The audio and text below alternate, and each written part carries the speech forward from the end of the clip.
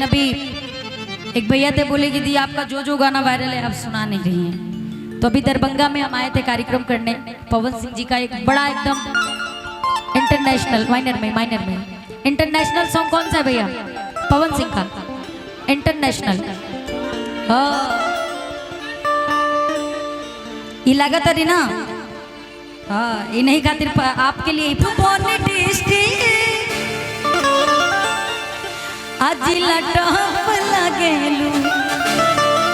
अच्छा ये लागत है कि नहीं?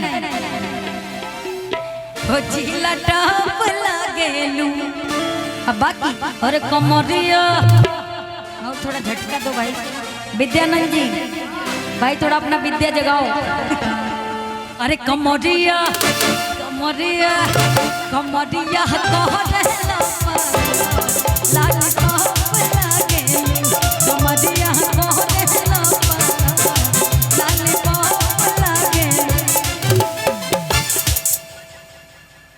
का छोटका लोग मतलब तन को तू लोगन के मतलब असर नहीं होता।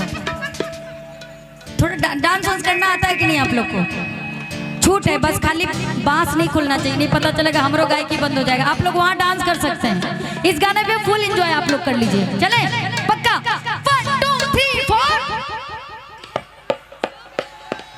आइए आइए। अरे अरे आ जाओ।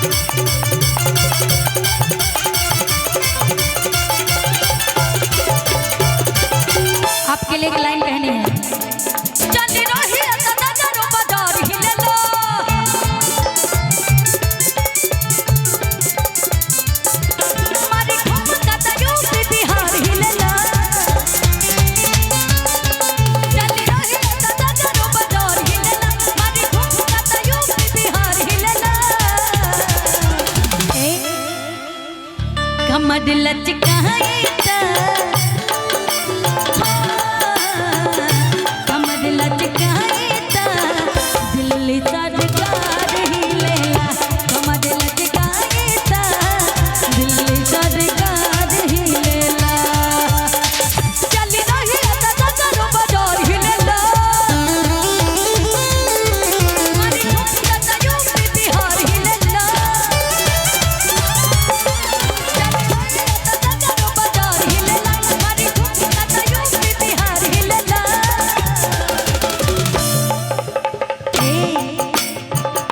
कमर लचकाई ता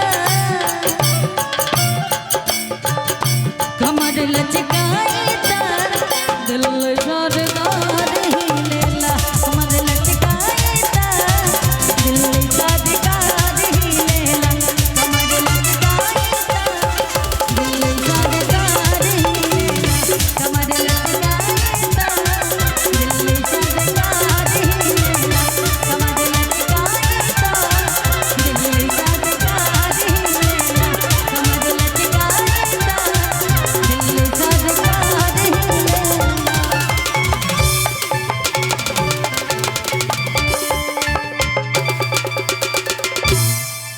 अच्छा विद्या भैया का विद्या बहुत बाद में जगती है ना।